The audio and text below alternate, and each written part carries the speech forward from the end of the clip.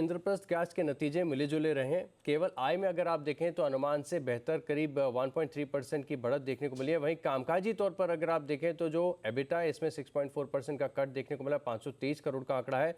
Margins भी अगर आप देखें तो कंपैरेटिवली थोड़े से कमज़ोर साइड पर ही देखने को मिले। लेकिन नतीजों पर बात करने के लिए हमारे साथ है कंपनी के MD कमल किशोर चटीवाल जी।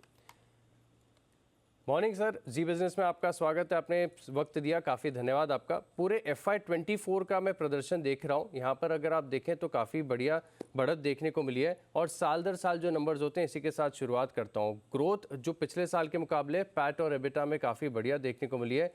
क्या खास रहा पूरे साल FY24 के दौरान, और वॉल्यूम ग्रोथ इसमें कैसी देखने को मिली?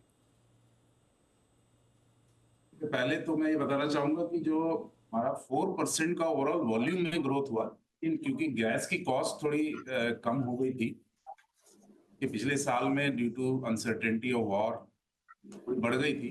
लास्ट ईयर हमें गैस कॉस्ट थोड़ी कम मिली थी, की वजह से हमारा टर्नओवर ऑलमोस्ट फ्लैट रहा था।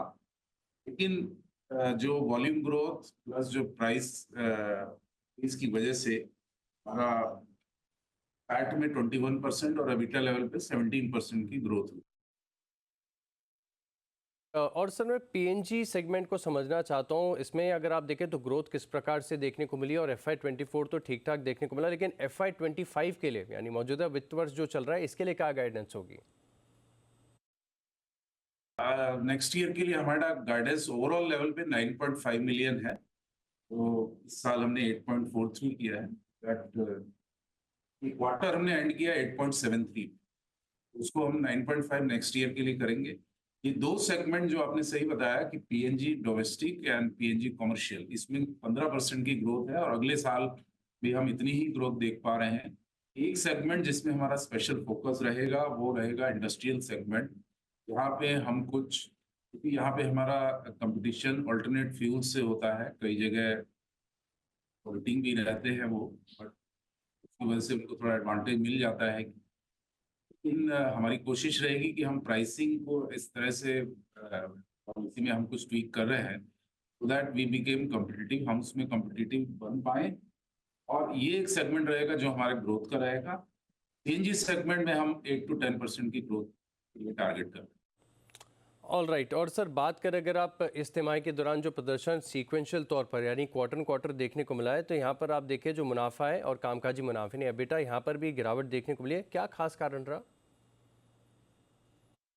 Q4 में अगर मैं हाईलाइट करूं तो यही है कि जो हमारी CNG सेगमेंट, PNG और इंडस्ट्रियल सेगमेंट में जो हमने ग्रोथ 8 to 10% ग्रोथ हमने इंडस्ट्रियल सेगमेंट वॉल्यूम्स में देखी, सिक्वेंशियली भी और क्वार्टर ऑन क्वार्टर भी। और CNG वॉल्यूम्स में भी थोड़ा ग्रोथ है, क्योंकि अभी हम ओवरऑल वॉल्यूम्स की बात करें तो 50 kg हमारा एक बेंचमार्क होता था कि जब हम 50 लाख kg पर डे को अचीव करें, तो वो कंसिस्टेंटली अब हम 51 52 पे जा रहे हैं।